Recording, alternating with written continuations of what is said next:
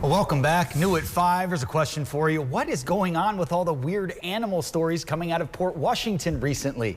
Remember, in the last 2 weeks or so, we've reported on a missing tortoise, now safely back with her family. That's Gus on the left. And then we saw all those pink flamingos on a port beach. And now today, cows on the loose. This, I guess, is a little less weird, right? Because we are at least used to seeing cows here in Wisconsin. That's true.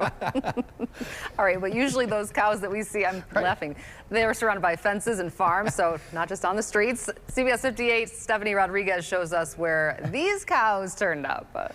Imagine being home one day and all of a sudden you hear a moo. It's not the TV, it's not Grandpa's ringtone, it's a real herd of cows walking down your street. That's what happened in this Port Washington neighborhood, and it was an utter shock. They came right across here and right across the front lawn, and they were touring everybody's condo. Some local livestock took a trip to Rolling Hills Estates this week. But it was a real surprise to see them in our backyard. Chuck Curran says he counted over 20 cows leaving their tracks and cow pies in his garden. I'm going to buy some additional bags of topsoil and fill in where they have like 4-inch deep footprints through both our left and right flower beds. The animals were strolling through the cul-de-sac after escaping from a nearby farm.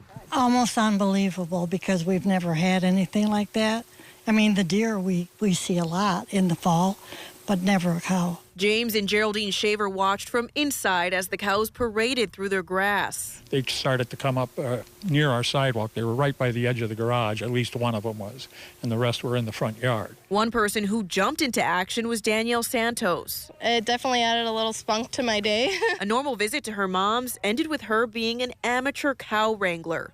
And while I was in the garage, I could hear all this commotion and mooing going on. So I ran down there to ask if they needed some help. I didn't want any of the cows to get hurt. I'm a big animal lover, so I just did what I could to make sure that they were okay. After over half an hour of trying to herd the cows, they were able to move them back to the farm. In Port Washington, Stephanie Rodriguez, CBS 58 News.